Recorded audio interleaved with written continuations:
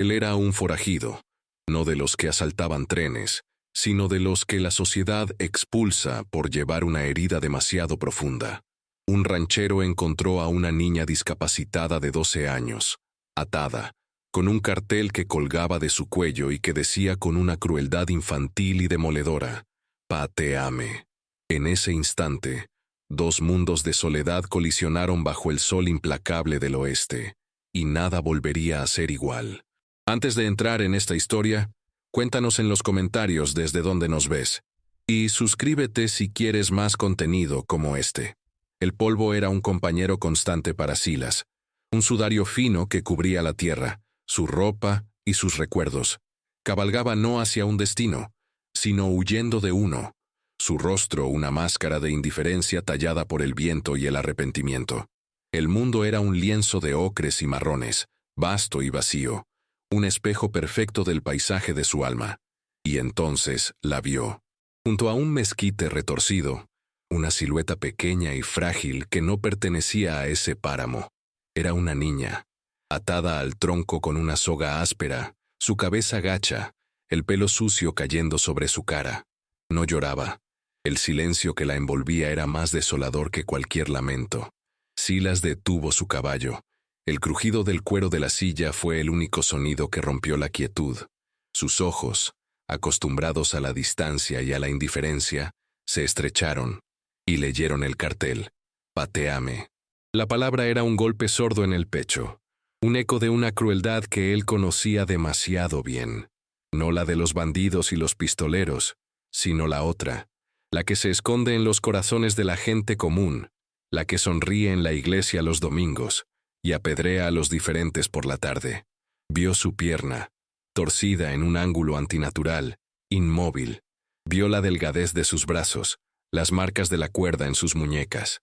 En sus ojos, cuando finalmente los levantó para mirarlo, no había miedo.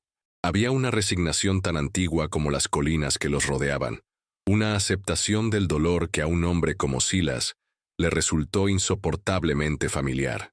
El instinto, afilado por años de aislamiento autoimpuesto, le gritó que diera media vuelta.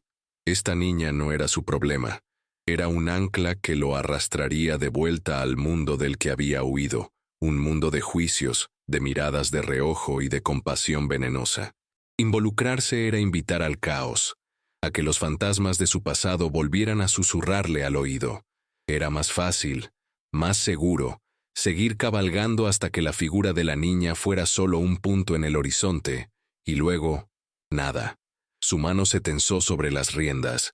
El caballo sintió su indecisión y resopló impaciente, pero Silas no se movió. Se quedó allí, atrapado en la mirada de la niña, una mirada que no pedía nada, y por eso mismo lo exigía todo. En ella vio el reflejo de otra niña, un rostro borroso por las lágrimas y el tiempo, una risa que ya no podía recordar con claridad, un fracaso personal tan grande que había envenenado cada amanecer desde entonces. Maldijo en voz baja, una palabra áspera que el viento se llevó.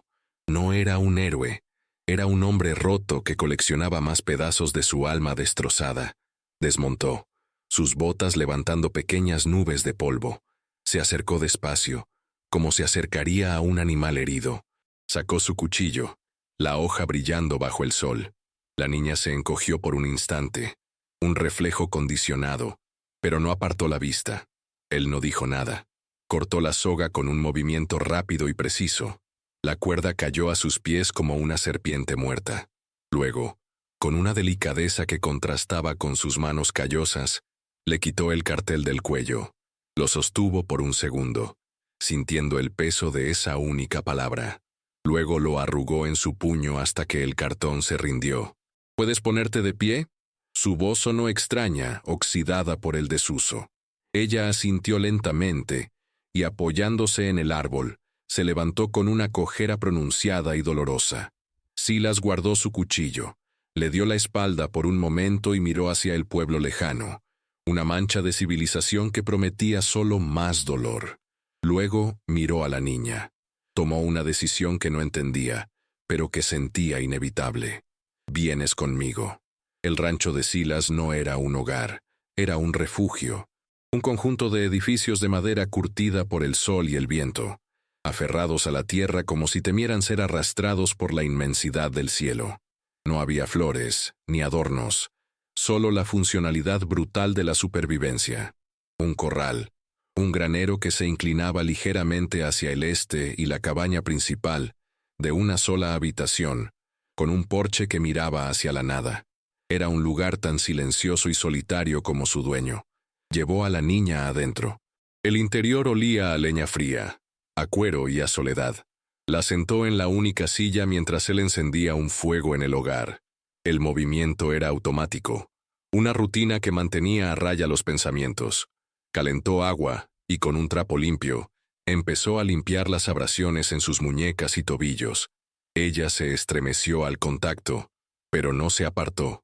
Permaneció en silencio, observando cada uno de sus gestos con una intensidad que lo incomodaba. Sus ojos eran pozos oscuros y profundos, y Silas temía asomarse a ellos, temía ver lo que se escondía en el fondo.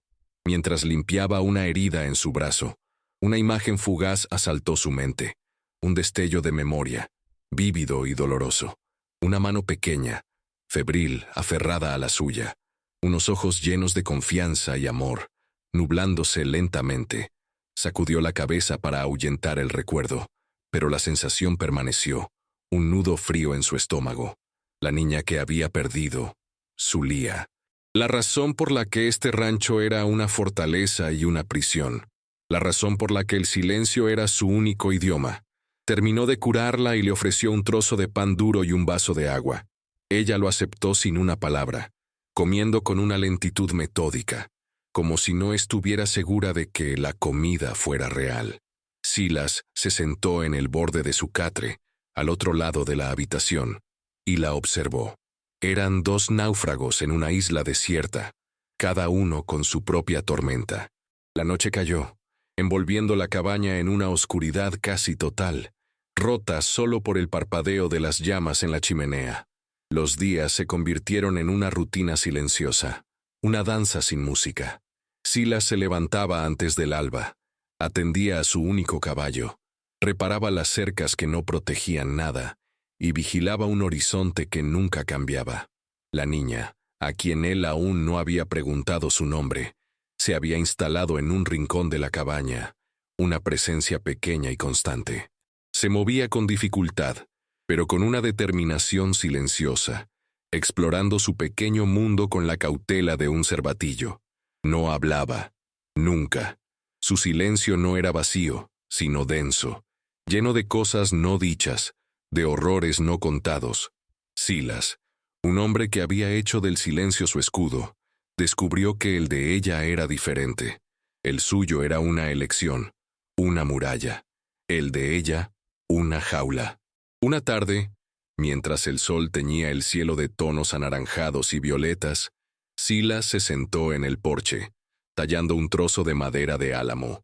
Sus manos, acostumbradas a la rudeza de las riendas y las herramientas, se movían con una sorprendente habilidad, dando forma a la madera. La niña salió de la cabaña y se sentó en el escalón más bajo, a una distancia prudente, observándolo. No preguntó qué hacía, simplemente observaba. Él no la reconoció verbalmente, pero supo que estaba allí. Siguió tallando, las virutas cayendo a sus pies como hojas secas. Estaba tallando un pájaro, un gorrión con las alas a medio desplegar, a punto de echar a volar. No sabía por qué. Era un impulso, una necesidad de crear algo pequeño y libre en medio de tanta desolación. Cuando terminó, la madera era suave y cálida en su mano. Al día siguiente, antes de salir a sus tareas, dejó el pájaro de madera en la pequeña mesa junto al catre donde ella dormía. No hubo ninguna ceremonia, ningún gesto. Simplemente lo depositó allí y se fue. Cuando regresó al atardecer, la vio sentada junto a la ventana, sosteniendo el pájaro en sus manos, sus dedos trazando las líneas de las alas una y otra vez. No levantó la vista, pero Silas sintió que algo, un hilo invisible y frágil, se había tensado entre ellos. Un primer puente sobre el abismo del silencio. La despensa estaba casi vacía. El saco de harina era un recordatorio polvoriento de su escasez, y el café se había acabado hacía 2 días. Silas había pospuesto el viaje todo lo que había podido, pero la necesidad era ahora ineludible. Tenía que ir a Redemption Gulch. El nombre del pueblo era una broma cruel, una ironía que se le clavaba en el costado cada vez que pensaba en él. No había redención en ese lugar, solo juicio y una memoria colectiva tan larga como rencorosa. Dejó a la niña con instrucciones claras y severas. No abras la puerta a nadie. Si oyes un caballo, escóndete en el granero y no hagas ruido. Ella asintió, sus grandes ojos fijos en él, sosteniendo con fuerza el pájaro de madera. La preocupación en su mirada era un peso nuevo sobre los hombros de Silas. Por primera vez en años, su soledad no era completa. Cabalgó hacia el pueblo con una sensación de fatalidad. Cada metro que lo acercaba a la calle principal era un paso hacia un pasado que había intentado enterrar bajo hectáreas de tierra estéril. Redemption Gulch apareció en el horizonte, no como un faro de civilización, sino como una herida supurante en el paisaje. Al entrar en la calle principal, sintió las miradas. Eran como pequeños insectos que se posaban sobre su piel. Las conversaciones en los porches se detenían. Las cortinas de las ventanas se movían sutilmente.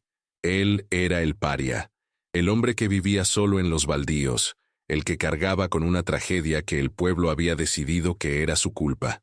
Entró en la tienda general de Miller, la campanilla de la puerta anunciando su llegada con una alegría que no sentía. El señor Miller, un hombre de mejillas sonrosadas y ojos pequeños y calculadores, lo saludó con una cordialidad forzada. Silas, hacía tiempo que no te veíamos por aquí. Las pocas mujeres que compraban en la tienda se agruparon, sus susurros como el zumbido de las moscas. Él ignoró a todos, entregando su lista a Miller. Mientras el tendero pesaba la harina y los frijoles, Silas sintió una mirada más intensa que las demás. Era el sheriff Brody, apoyado en el marco de la puerta, masticando un palillo. Sus ojos no eran curiosos, eran acusadores. El sheriff Brody se acercó, sus pasos pesados y deliberados sobre el suelo de madera. No se dirigió a Silas de inmediato, sino que se tomó su tiempo, ajustándose el cinturón de su revólver, un gesto de autoridad casual pero calculado. ¿Todo bien por tus tierras, Silas?, preguntó su voz con un tono falsamente despreocupado. Silas no se giró. Continuó observando cómo el señor Miller envolvía el tocino en papel de estraza. Tan bien como siempre, respondió, su voz plana y sin inflexiones. El aire en la tienda se había vuelto denso, cargado de una tensión palpable. Las mujeres habían dejado de susurrar, y ahora observaban la escena con una fascinación morbosa. He oído un rumor, continuó Brody, bajando la voz pero asegurándose de que todos pudieran oírlo. Un rumor sobre que has recogido algo, o a alguien, un lastre, por así decirlo. Silas finalmente se giró para enfrentarlo. Sus ojos se encontraron con los del sheriff, y por un momento, la tienda entera pareció contener la respiración. Silas no vio a un representante de la ley, vio al líder de la manada, al matón con una estrella de hojalata que reforzaba los prejuicios del pueblo en lugar de la justicia. No sé de qué hablas, mintió Silas, su rostro una máscara impenetrable. Solo un perro callejero, dijo Brody con una sonrisa torcida que no llegó a sus ojos. Pero la gente se preocupa. Un hombre como tú solo ahí fuera, con una niña. No se ve bien. La amenaza era clara, envuelta en una falsa preocupación por el bienestar de la comunidad. Lo que yo haga en mi tierra es asunto mío, sheriff. La respuesta de Silas fue cortante, un desafío directo.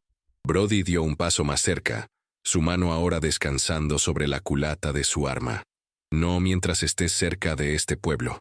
Algunas personas tienen hijos, tienen miedo de lo que no entienden. Deshazte de ella, Silas. Llévala a un orfanato en el condado vecino. Haz lo correcto. Lo correcto. La palabra resonó en la mente de Silas, amarga como la hiel. Lo correcto era dejar que la crueldad ganara. Lo correcto era abandonar a una niña indefensa, a un sistema que la aplastaría. Vio en los ojos del sheriff la misma cobardía que había permitido que esa niña terminara atada a un árbol. Pagó sus provisiones, recogió sus sacos y se dirigió a la puerta, pasando junto a Brody sin decir una palabra más. Pero la batalla ya no era solo suya, ahora era por ella. El galope de vuelta al rancho fue furioso. El viento azotaba el rostro de Silas, pero no podía disipar el fuego que ardía en su interior. La confrontación con Brody había abierto una herida que creía cicatrizada, y ahora sangraba recuerdos. Al llegar, vio a la niña esperándolo en el porche, una pequeña figura de lealtad y esperanza. Su presencia silenciosa era un bálsamo y una acusación. La puso a salvo dentro de la cabaña y luego se quedó afuera, mirando cómo la oscuridad devoraba la llanura. Y entonces el flashback llegó, no como un destello, sino como una inundación. Se vio a sí mismo, años más joven, con una desesperación que aún podía saborear. Vio a su esposa, Marta, su rostro pálido y demacrado por el agotamiento. Y vio a Lía, su hija de 6 años, consumida por una fiebre que ningún médico del pueblo podía explicar. Su pequeña Lía no era como los otros niños. Era soñadora, veía cosas que otros no veían, hablaba con el viento y las estrellas. Al principio, era encantador. Luego, cuando la enfermedad la debilitó, su diferencia se convirtió en una mancha.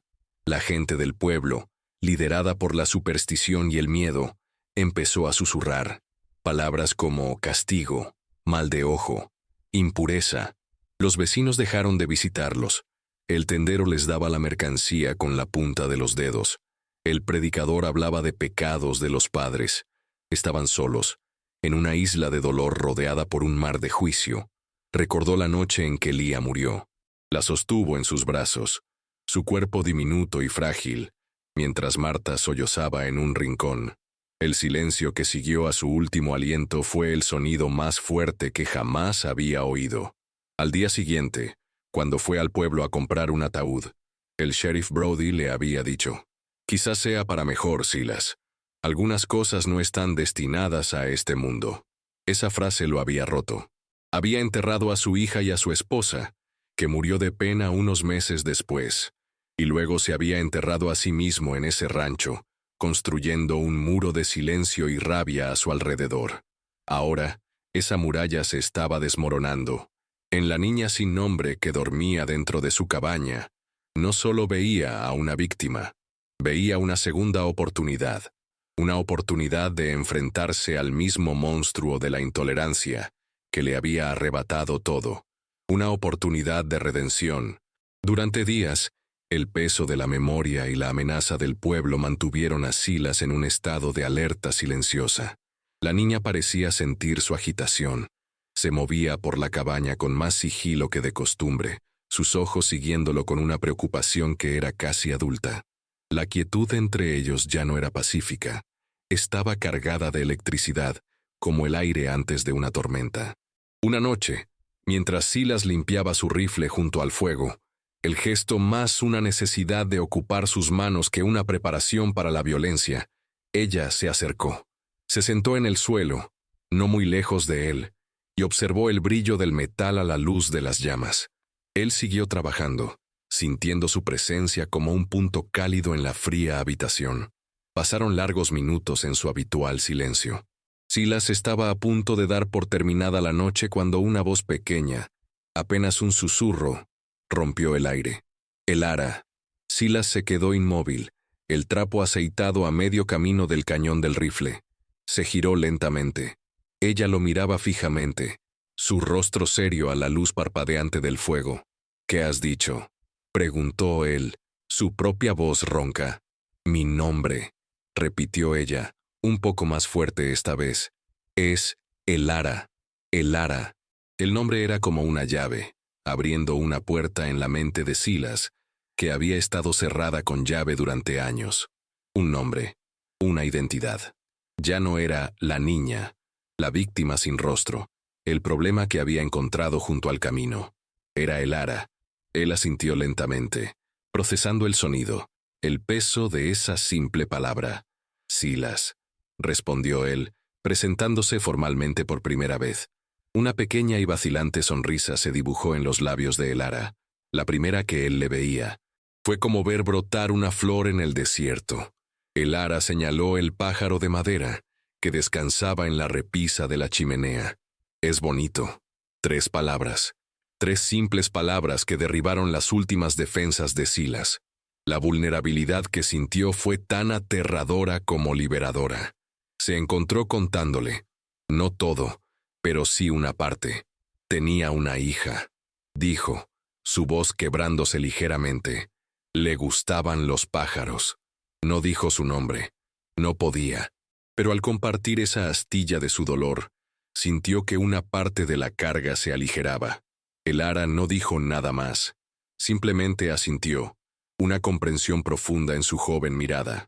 Esa noche, el silencio en la cabaña era diferente. Ya no era el silencio de la soledad, sino el silencio compartido de 2 almas que habían empezado a sanar. La calma no podía durar. El pueblo, envalentonado por el sheriff y envenenado por el miedo, decidió que la inacción ya no era una opción.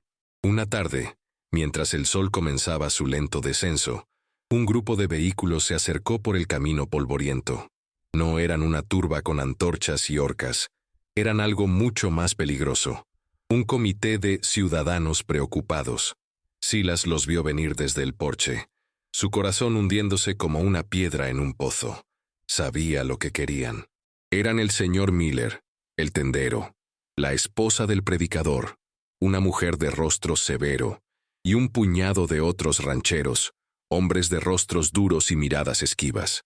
El sheriff Brody iba a la cabeza, no como un líder, sino como un facilitador, dándoles a sus acciones un barniz de legalidad. Silas le dijo a Elara que se quedara dentro, lejos de la ventana. Luego se plantó en la puerta de su cabaña, desarmado, con las manos vacías a los costados. Era una figura solitaria contra la multitud que se acercaba. Silas, comenzó Brody, deteniéndose a una distancia respetuosa pero intimidante. Hemos venido a ayudar. La gente está preocupada por la niña. Creemos que estaría mejor en un lugar donde puedan cuidarla adecuadamente. El orfanato del condado tiene personal capacitado.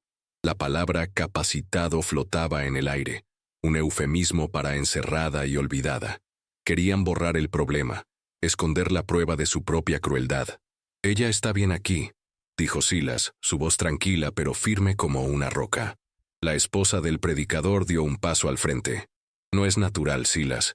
Una niña así necesita estar con los de su clase. Es por su propio bien. La hipocresía era sofocante. Silas los miró uno por uno, viendo el miedo, la culpa y la justicia propia en sus ojos. Entonces, sin decir una palabra, se metió la mano en el bolsillo y sacó el trozo de cartón arrugado que había guardado. Lo alisó lentamente, el gesto lleno de un dramatismo silencioso. Sostuvo el cartel en alto para que todos lo vieran, la palabra patéame, gritando en el silencio del atardecer. Antes de que se la lleven, dijo Silas, su voz resonando con una autoridad moral que nunca antes había poseído. ¿Alguno de ustedes quiere decirme quién de sus hijos escribió esto?